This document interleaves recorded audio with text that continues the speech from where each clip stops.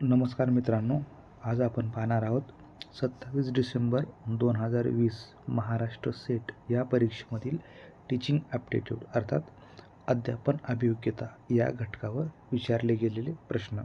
प्रश्न क्रमांक 1. विमर्शी अध्यापन म्हणजे टिंबटिंब होय. रिफ्लेक्टिव्ह टीचिंग इज ए ... पर्याय क्रमांक ए. अध्ययनाबाबत विचार करण्याची चक्रीय प्रक्रिया, cyclic process of thinking about learning. पर्याय क्रमांक बी.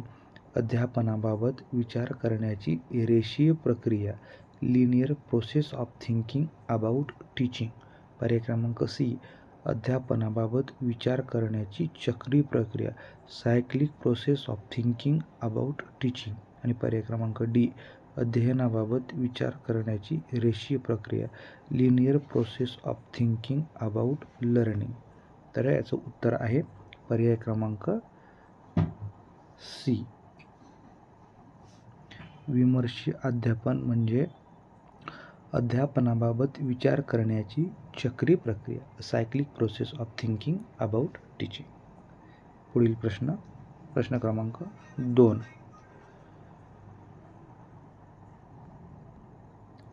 शिक्षकाने टिंबटिंब ओळखून अध्यापन केले पाहिजे. ए टीचर शुड आयडेंटिफाय ...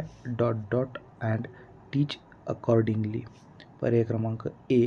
विद्यार्थ्यांची आर्थिक स्थिती, इकॉनॉमिक कंडिशन ऑफ स्टुडंट्स. पर्याय क्रमांक बी. विद्यार्थ्यांमधील व्यक्तिभेद, इंडिव्हिज्युअल डिफरन्सेस अमॉंग स्टुडंट्स. पर्याय क्रमांक सी. पालकांची आर्थिक स्थिती, इकॉनॉमिक कंडिशन ऑफ पॅरेंट्स. आणि पर्याय क्रमांक डी.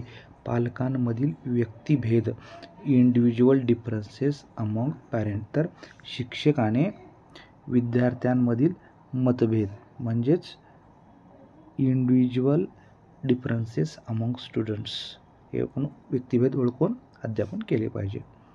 पुढील प्रश्न क्रमांक 3. स्वयंप्रभा हा उच्च दर्जाचे शैक्षणिक कार्यक्रम प्रक्षेपित करण्यासाठी टिंबटिंब चॅनल्स समूह आहे. स्वयंप्रभा is a group of ... channels developed to telecasting of high quality educational programmes. पर्याय क्रमांक ए. 32 DTH. पर्याय क्रमांक बी. 24 DTH. पर्याय क्रमांक सी. THD. आणि पर्याय क्रमांक 12D. 7 TDH. आता ह्या वरील पर्यायापैकी एकही पर्याय बरोबर नाही. सद्यस्थितीत स्वयंप्रभाचे एकूण 40 DTH चॅनल्स आहेत. हे दरवर्षी वाढत जातात किंवा कमी होतात. सद्यस्थितीत हे 40 आहेत. त्यामुळे वरील एकही पर्याय बरोबर नसल्यामुळे हा प्रश्न कॅन्सल करण्यात आलेला आहे. पुढील प्रश्न पाहूया. प्रश्न क्रमांक 4. अध्यापनाच्या पारंपरिक सहाय्यभूत प्रणालीमध्ये ... चा समावेश होतो.